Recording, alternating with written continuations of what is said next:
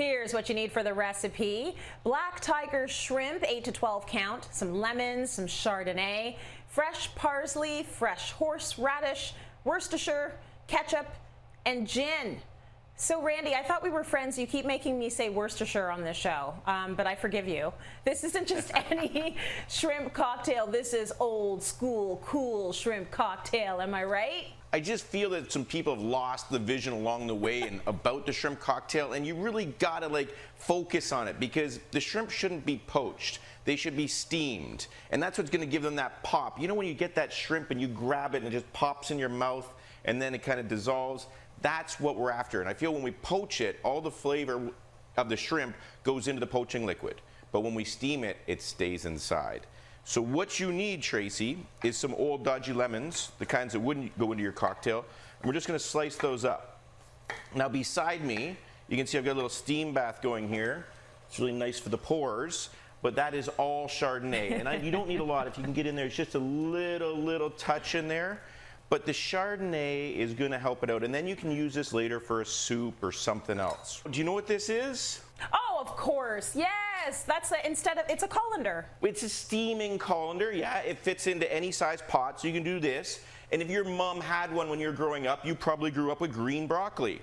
If she didn't, you probably had gray broccoli. So the important of it is, it's gonna allow the shrimp to kind of steam above the liquid. It'll go into any size pot, and then what's gonna happen is, the steam's gonna come up and just cook these shrimp nice and perfectly. I've got the, what are these, like 12, 16 kind of count. You can go to that size. I find when you go to the really big size, they kind of get a little bit too chewy.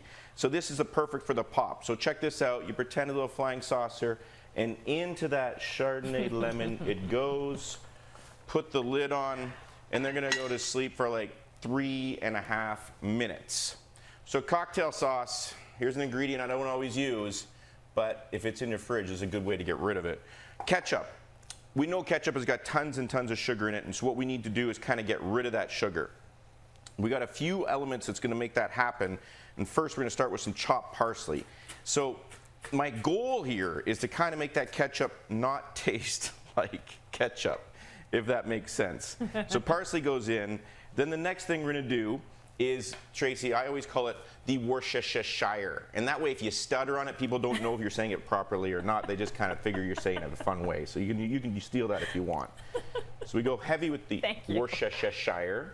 A little bit of dry gin.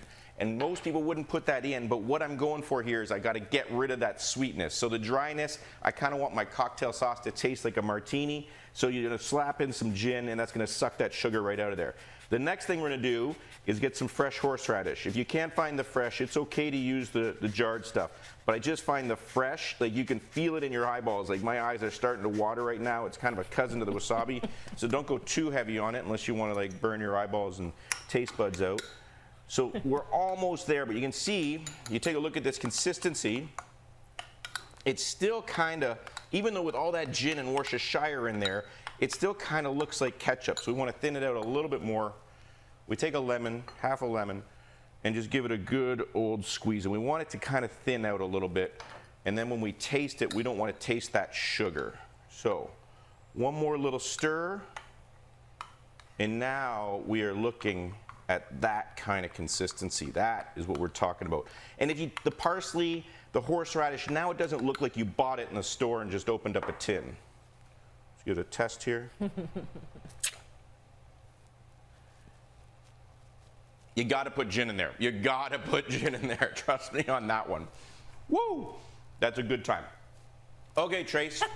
Shrimp, you ready to see this? Ready. Now, when steaming, I know you're excited and you want to get your face in there, but please don't. You always let the lid go away from you because up it goes, and they are basically done. So we can kind of pull one of these babies out that's on the side here. Whoa, that's freaking hot. Now, shell on is also going to allow that flavor to stay in that shrimp, and then all you need to do is just peel it back like that. Easy peel, ready to go. They probably need one more minute, but luckily, I've got some right here that are already chilled. So let's talk about a presentation. serve some food right off the get-go at your cocktail party. So when people show up, you know, when they kind of get there and they're like, oh, I'm kind of don't know if I should be grabbing champagne or white wine or a beer. I have shrimp cocktail right at my front door. You get in my house, I'm like, here's your first cocktail. It's a shrimp cocktail. Then they feel like Brad Pitt out of Ocean's 11, and they're like, oh my God, and I already didn't feel comfortable. You know, I didn't eat because I was new, I was coming for a dinner party. Here it is. So a little bit of ice in the bottom of an old vintage champagne glass. And then you just tuck these shrimp in like this. You don't want to go too big. You can just go like that. And here you go.